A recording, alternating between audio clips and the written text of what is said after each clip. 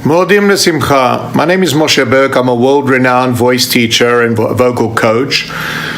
As we live in very uncertain times with this coronavirus, what I'm planning to do, Be'ezrat Hashem, is partake of some of my knowledge after over 40 years of singing all around the world with all the top chazanim and all the top singers. I'm going to be posting, Be'ezrat Hashem, about 20 different videos where I'll be giving vocal tips and vocal instructions that will be coming up on YouTube and various other websites that I'll be able to do.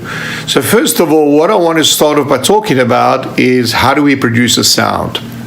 So there's air in the room, and we're taking air through our nose, all through our mouth, and it doesn't make a difference. It's stomach air passes down our throat, and what you have sticking out by me is what we call the Adam's apple. Inside there, that's basically the vocal box, and in that vocal box, or your larynx, are two vocal cords that lie flat. And I'll turn it over so that you can see.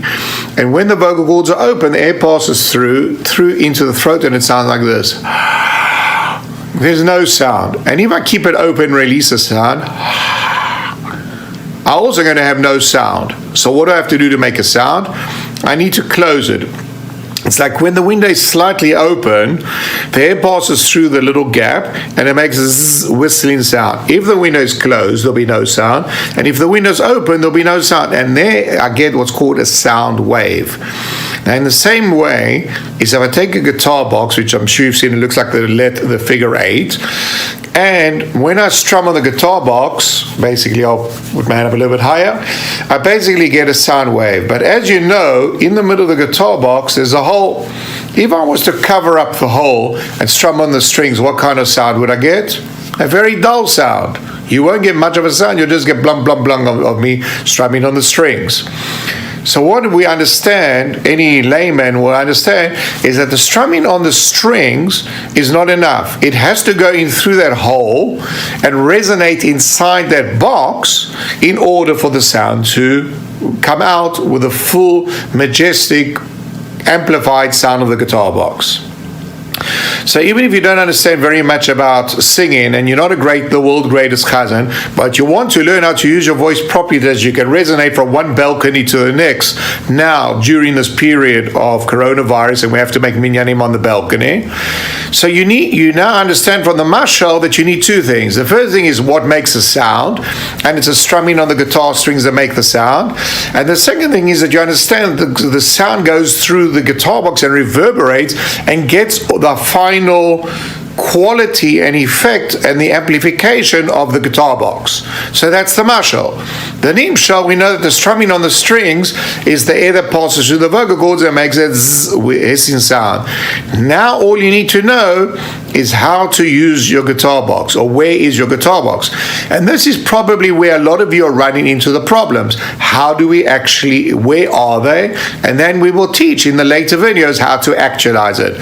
So for us men, we have a quality which comes from the chest, which I call the bass. And if you put your hand on your chest and you hum deeply, you'll feel a vibration in your chest. Now children, little boys and little girls and women don't have that quality. That's what we get when the voice changes and becomes adolescence. We get that quality which comes from the chest, which I call the bass.